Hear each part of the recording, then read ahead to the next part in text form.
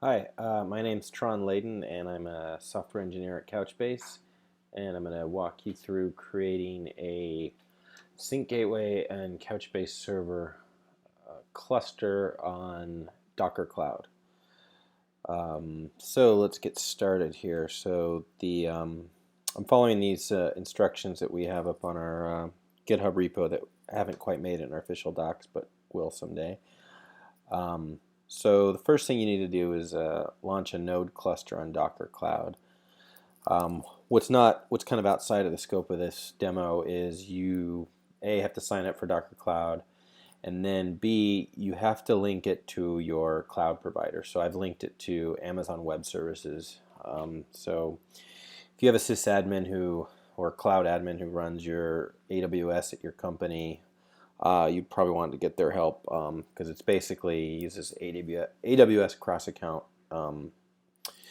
mechanism to allow Docker Cloud to have permissions on your AWS account to spin up instances and so forth. So I've already done that. So the next step is to create a node cluster. And so let's go ahead. This is an old one. It just hasn't deleted from the UI yet. So I'm going to go ahead and hit the create button, and I'll just name this sync gateway cloud and then provider AWS. I'll leave this size the default. You may want to increase that for your own purposes. And then, oops, I forgot to do a region, so I do US East. VPC, you can leave as auto. It will create a VPC for you with the right settings. I'm going to use M3 Medium, and I don't need any IAM roles for that instance. So go ahead and hit launch, and it's deploying. And note that if you go into your AWS console at this point, you can see it launching here. So we should see a couple instances. There they are. So these guys are just launching. These are a couple old ones that have been terminated. So just to jump ahead, once those launch, basically we're going to be creating 3 different services. On Docker Cloud, the service abstraction is kind of a wrapper around a container. A service is a group of containers that all run the same Docker image. So and they kind of scale independently. So we're gonna be creating a 2-node Couchbase server service and a 2-node sync gateway service, and then a 1-node load balancer service. And those are going to be striped across 2 quote-unquote physical EC2 instances. You could also run, if you wanted everything, like a more recommended production deployment would actually to be running to launch 4 nodes and have, or even 5 nodes, and have each container would be on its own underlying EC2 instance node. Okay, so let's see. This actually it's still deploying. So I'm just going to pause here until that's done deploying. Okay, so we're back. I've got a node cluster deployed here, and now we can create the Couchbase server service. You can ignore this. This was from a previous instance that haven't got cleaned up yet. So I'm going to go ahead and create a new Couchbase server service. And let's see here. So go into this little globe icon and search Docker Hub, and you should see one called Couchbase/server. Gonna go ahead and select that, and I will call it Couchbase server and make 2 containers. And for the deployment strategy, I'll choose high availability, which will spread them evenly across the nodes. I'll set up auto restart in case the service needs to get restarted. I'll use the default networking, bridged networking,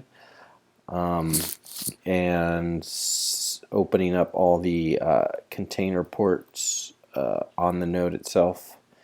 So unfortunately, there's a lot of Couchbase server ports here that need to be exposed. So going through this, and one sort of caveat here is that because it's binding these ports on the node, two Couchbase server containers can't run on the same underlying node / EC2 instance. Otherwise, they'll conflict. So if you have two nodes and you try to run 3 containers, the third one won't be able to start up. Okay, so I'm going to go ahead and hit create and deploy. And okay, so that's starting up here. So this is going to actually pull the Docker image. So the first time you start it on a node, it usually takes a little bit longer because it has to pull down the image off of a Docker hub. So let's see, going down the steps here. Right, okay, so once this is up, we're going to go ahead and create the initialize Couchbase server. So we've got 2 containers up, and we'll go to the first one. We'll take this DNS name and add port 8091, and should get the setup screen here. So I'm going to start a new cluster, and I have to configure the host name here, and this is a bit of a tricky part, but you have to use the container IP address. So if you go into terminal, you do ifconfig, you'll get this container IP address of 10.7.0.2. This IP address, I believe, is the host IP address, but since we're using bridge networking, it won't be able to bind to the host IP address. If you used host networking, you would be able to bind to that address. But when I tried that, I ran into other problems, so we'll stick to bridge networking. So I'm going to put 10.7.0.2 as the host name and leave everything else default, and go through this wizard here. So we don't need a sample bucket, we don't need a default bucket, and we don't need any of this stuff. So set a password here, and okay, so this Couchbase server is essentially ready, but we need to create a bucket. So I'm going to go ahead and create a new bucket called to do, and that creates a bucket. So so the next step is to set up the other container to join this cluster. So I'm going to take this host name, type an 8091 port at the end, go to setup, and so now we're going to do join. So the cluster we're joining is this 10.7.0.2, but let's just get this to make sure. So if we go to containers, 1, terminal, ifconfig, so yeah, so 10.7.0.2, that's the one we're joining. I'm going to enter the same password I just entered earlier that I set the password for that node, and then we have to get the container IP of the other container, and should be 10.7.0.3, but let's just make sure. Yep, okay, so that's what we're going to use for this server's host name. And go ahead and hit next, and this should join the other Couchbase container cluster. So actually, yeah, you can see it's got this pending rebalance, and on both UIs of both containers, it's got the pending rebalance. So I'm going to go ahead and hit rebalance, and that's going to rebalance the bucket over those two nodes. So this is running. And let's check our next step here. So we've gone through all this. Okay, so the next step is to do the sync gateway service. So yeah, just as a big warning, it's not a secure solution the way this is doing it. If you wanted a secure solution, you could use a volume. And the security issue here is that you wouldn't want to put we're going to put the sync gateway config into a GitHub gist on the public internet just for convenience. But if you're setting this up yourself, you'd want to probably have the config on the node somehow, and then volume mount it so the container could read that config file. Or if you did have it hosted on a URL, you could do HTTPS plus basic auth. So I've already created a GitHub gist here. So this is a sync gateway config from our to-do sample app.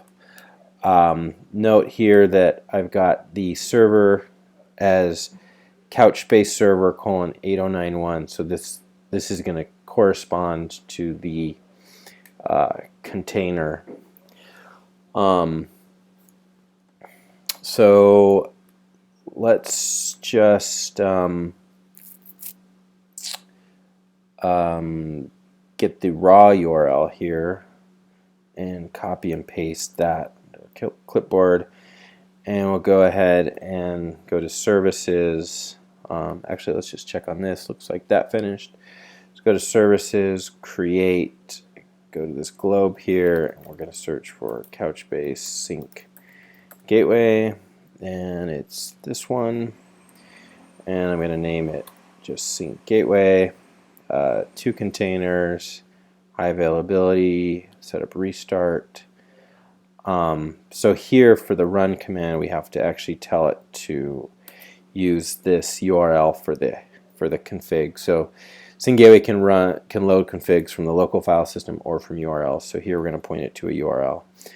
For the ports, I'm going to open up 4984 and 4985, and even though I'm opening up 4985, sync gateway only binds to localhost, so it won't be available to the outside world. And then for the service links, I'm going to link it to Couchbase server, which should basically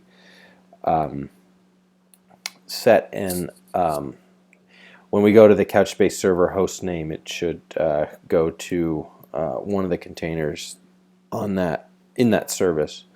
I'm not sure if it like round robins, but as long as it can reach one of those containers, it should be fine. So I'm going to go ahead and hit create and deploy here. And okay, so these are starting. So we'll wait for those to start. Go back to the documentation here. So I've gone through these steps.